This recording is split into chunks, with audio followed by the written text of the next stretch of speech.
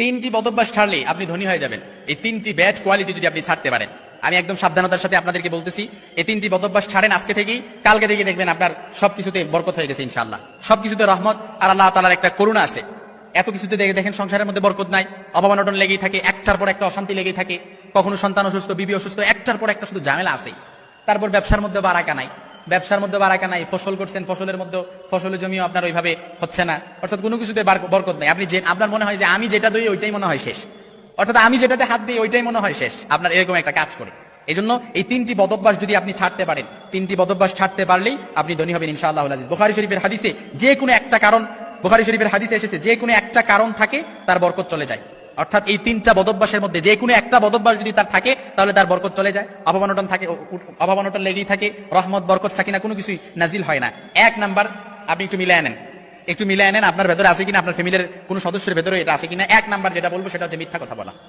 এই মিথ্যা কথা আমাদের মধ্যে অনেক আছে। স্বামী স্ত্রীর সাথে মিথ্যা কথা বলে, স্ত্রী স্বামীর সাথে মিথ্যা কথা বলে, অর্থাৎ সত্য গোপন করে, সন্তানের সাথে সত্য গোপন করে, স্ত্রীর সাথে সত্য গোপন করে, অর্থাৎ একটা সত্য গোপন করার জন্য কিন্তু আরো কয়েকটা মিথ্যা কথা বলা লাগে। এটা কিন্তু মনে করতে হবে। এই জন্য মিথ্যা কথা কখনো বলা যাবে না। আল কিযবু মুযযুনুব, মিথ্যা হচ্ছে সকল পাপের মূল। রাসূল সাল্লাল্লাহু আলাইহি ওয়াসাল্লামের কাছে এক লোক এসে বলে, ইয়া রাসূলুল্লাহ, আমার ঘরে তো কোনো কিছুতে বরকত নাই, শান্তি নাই। রাসূল বলে, মিথ্যা কথা ছেড়ে দাও, তোমার সবকিছুতে বরকত হয়ে যাবে। সুবহানাল্লাহি ওয়া বিহামদি। অর্থাৎ মিথ্যা কথা ছেড়ে দেন, সবকিছুতে বরকত চলে আসবে ইনশাআল্লাহ। আল্লাহ রাসূল সাল্লাল্লাহু আলাইহি ওয়াসাল্লামের কাছে এক সাহাবী এসে বলে, ইয়া রাসূলুল্লাহ, আমার তো কোনো কিছুতে বরকত হয় না। আল্লাহর হাবিব বললেন, তুমি মিথ্যা কথা বলা ছেড়ে দাও, দেখবা সবকিছুতে বরকত আসতেছে। এজন্য পরিবারের মধ্যে যদি বরকত চান, রহমত চান, অভাব অনটন দূর করতে চান, শান্তির স্বর্গরাজ্যে পরিবারটাকে বানাতে চান, তাহলে মিথ্যা কথা ছেড়ে দেন, তাহলে আপনি নিমিষে ধনী হয়ে যাবেন।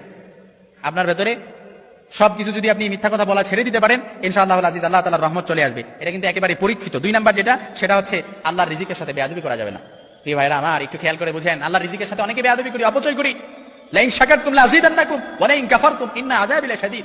আল্লাহর হাবিব সাল্লাল্লাহু আলাইহি সাল্লাম বলেন, কেউ যদি, আল্লাহ রাসূল সাল্লাল্লাহু আলাইহি সাল্লামের মাধ্যমে আল্লাহ তাআলা জানায় দিলেন, যারা নিয়ামতের শুকরিয়া আদায় করে তাদের নিয়ামত আল্লাহ তাআলা বাড়িয়ে দেয়, আর যারা নিয়ামতের অশুকরিয়া আদায় করে তার আল্লাহ তাআলা তাদের নিয়ামত সংকুচিত করে দেয়, কমিয়ে দেয়। এজন্য আমাদের চাই স্বভাব। 1 টাকা থাকলে 2 টাকা চাই, 5 টাকা থাকলে 10 টাকা চাই, তারপর 10 টাকা থাকলে 20 টাকার মালিক হতে চাই, যে 1 তলা বিল্ডিং এর মালিক আছে ও 2 তলা বিল্ডিং এর মালিক হতে চাই। অর্থাৎ চাই স্বভাব। হাত্তা জুরতুমুল মাকাবির, কবরের মাটি ছাড়া এই আমাদের জিহ্বাটারে কোনো কিছু দমায় রাখতে পারবে না। এজন্য চাই স্বভাব বাদ দিয়ে আমাদের চিন্তা করতে হবে, একটু শুকরিয়া আদায় করতে হবে।